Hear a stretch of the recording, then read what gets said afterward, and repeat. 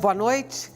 Quanto mais se aproxima o primeiro turno da eleição presidencial, mais indefinido fica o quadro sucessório. O candidato que aparece como franco favorito nas pesquisas eleitorais, o ex-presidente Lula, está sob risco de prisão depois de ter sido condenado em segunda instância no caso do triplex. O candidato que desponta em segundo lugar nas intenções de voto, Jair Bolsonaro, defende as bandeiras da extrema-direita, nas quais não há espaço para os movimentos sociais e a igualdade de direitos. Os demais candidatos, até aqui, não decolaram. Atrelado ao resultado das eleições deste ano está o futuro do Brasil. Hoje, um país fraturado, com altos índices de desemprego e violência, desacreditado internacionalmente e onde graça a corrupção. A perspectiva política e eleitoral do Brasil é o tema do Opinião Pernambuco de hoje. Participam do nosso programa Túlio Velho Barreto, pesquisador da Fundação Joaquim Nabuco, Sérgio Montenegro, jornalista, e também o cientista político Sérgio Ferraz. Boa noite e muito grata pela presença de vocês hoje aqui no Opinião Pernambuco. Eu vou propor para a gente começar um pouco essa brincadeira, trabalhar com duas perspectivas. A primeira perspectiva considerando Lula candidato e uma segunda perspectiva considerando Lula fora do páreo da sucessão presidencial. Túlio, vamos começar. Vamos, eu acredito mais na segunda hipótese, né? Ele fora do páreo. Ele fora do páreo ou participando sub júdice. Né? Não acredito que as forças políticas que, viabilizaram um golpe parlamentar, que assim eu chamo porque ele foi concretizado dentro do Congresso, do Poder Legislativo, deem espaço para que haja a possibilidade do retorno de Lula ao governo. Por todas as razões que a gente já até teve a oportunidade de conversar, mas que é bom lembrar, enfim, porque o projeto político, econômico em curso no país é absolutamente diferente, né, daquele conduzido durante, sobretudo no mandato de Lula, não tanto Dilma, mas no período Lula. Então, fazer todo esse esforço, né, as forças conservadoras fazerem todo esse esforço para colocar Temer e o projeto liberal, né, no poder, não vai ser jogado por água abaixo em função de uma disputa eleitoral. Quer dizer, então, a minha expectativa é que, enfim, Lula tenha muita dificuldade para participar do processo eleitoral. Ele participando do processo eleitoral, as pesquisas de intenção de voto mostram que tanto a rejeição em relação ao nome dele tem até caído. Né? Já de algum tempo vem caindo, já de algum tempo. E vem crescendo essa intenção de voto em relação a Lula, até com perspectiva de uma vitória, por exemplo, uma eventual vitória no primeiro turno. Eleição com ou sem a participação de Lula, Sérgio? Eu acredito, Stella, que Lula não vai conseguir participar dessa eleição. Agora, eu tenho uma perspectiva de que mesmo fora da eleição, ele seja ainda o principal personagem. Né? Inclusive porque no momento que ele for declarado inelegível, vai se deflagrar uma espécie de processo de martirização. Ele vai virar um mártir, ou vai virar se não um mártir, um grande cabo eleitoral. Então, ele colocando aí um Fernando Haddad ou um Jacques Wagner, que são os dois nomes que estão mais ou menos cotados para substituí-lo, de toda forma, Lula estará nos palanques, a não ser que ele esteja preso. E se ele estiver preso, a martirização aumenta. Eu ainda acredito que vai ser mais forte, inclusive por conta da rejeição caindo e da desilusão das pessoas que achavam que Temer poderia ser uma salvação, ou, enfim, que Temer seria, vamos dizer assim, melhor do que Dilma. O que está se vendo hoje, esse processo de barganha que está se vendo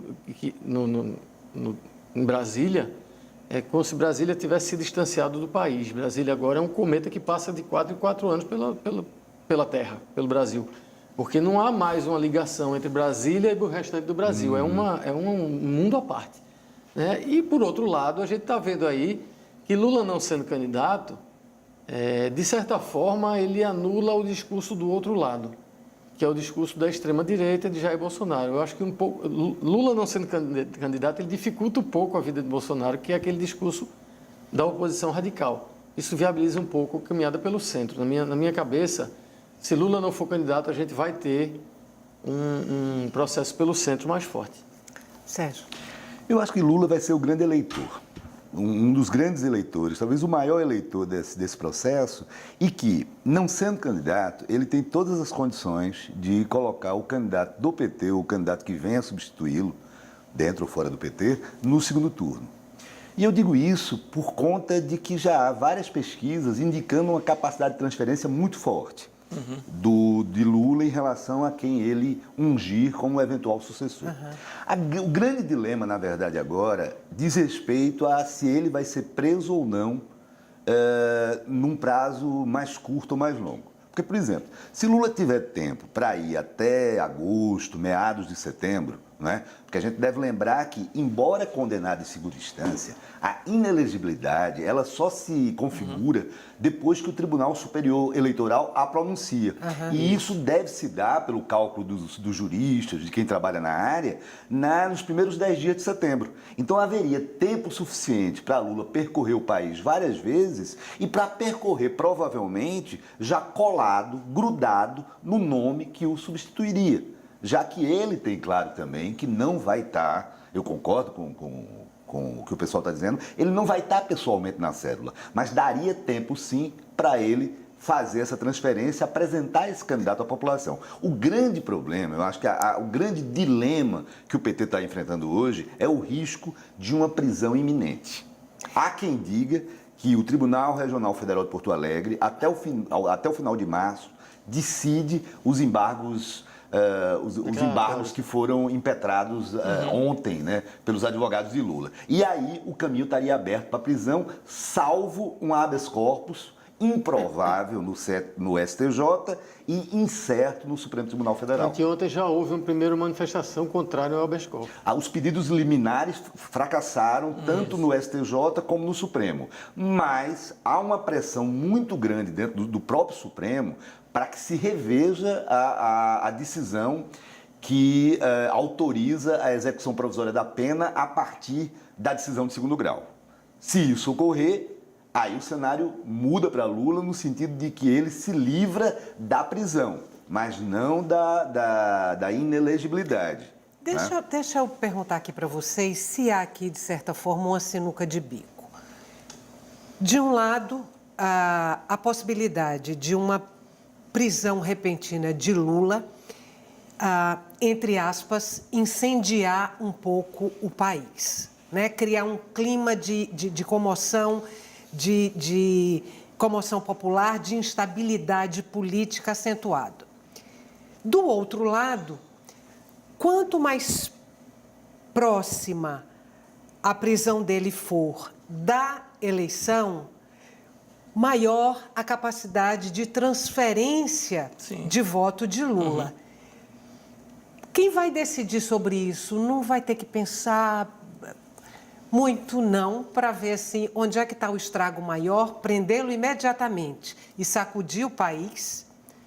Há quem aposte que isso pode acontecer, ou deixá-lo caminhar mais um pouco e apostar aí nessa transferência de votos grande que ele pode fazer perto da eleição. Estela, a gente tem que pensar, Sérgio Ferraz estava tocando nesse ponto, né? Com relação à possibilidade da prisão mais imediata de Lula. Tem que lembrar que esse processo contra Lula tem sido célere, de uma forma que o judiciário nunca foi. Inclusive o Tribunal Regional lá, Federal em Porto Alegre jamais tinha julgado em tempo tão célere como o fez no caso de Lula. Então, eu acho que essa é uma perspectiva mais plausível nesse momento. Uma prisão rápida. Que não seja em março, mas que seja antes das homologações das candidaturas, né? Transformação das pré-candidaturas em candidaturas através da homologação, 15 de agosto. Que deve ocorrer até 15 de agosto, pelos partidos e aliados. Então, e acho que a intervenção no Rio de Janeiro está colocado nesse cenário também. Quer dizer, o que a gente está vendo é uma militarização da ação do Estado, né? Para resolver questões que são questões sociais. Né? Não está se indo ao âmago da questão no Rio de Janeiro. O que está se fazendo é uma demonstração de força, né, do Estado através do uso das forças federais, né? Inclusive nos espaços urbanos onde as populações são mais desassistidas, né, e vulneráveis. Então, a gente tem que entender, eu trago o tema da intervenção por isso, para o debate, tem que entender que ela faz parte desse processo, né? À medida que o Estado se mostra um Estado forte e disposto a resolver as questões sociais através do uso de recursos federais militares, né? Fazendo uso das Forças Armadas. Né? Então, o precedente é perigoso. Né? Fala que pode haver convulsão social ou manifestações mais efetivas, mais eficazes, caso Lula seja preso logo. Mas será que isso não vai ser considerado distúrbio da ordem pública, da ordem social?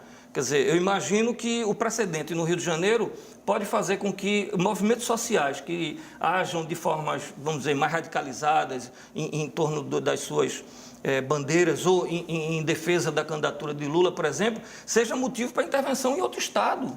Né? Basta que haja, se abriu precedente. Claro, né? o MTST, o MST fazer algumas ocupações e tal, pode estar em jogo a ordem social na visão do governo, que está atrás de um plano real para catapultar alguma candidatura, talvez a própria candidatura do Temer, né? Assim como ocorreu em 93 com o Plano Real e Fernando Henrique Cardoso. Deixa eu interromper vocês neste momento bem delicado da conversa para chamar um intervalo rápido. A gente volta daqui a pouquinho. O tema de hoje do Opinião Pernambuco, não saia daí, são as perspectivas políticas e eleitorais do Brasil. A gente volta já.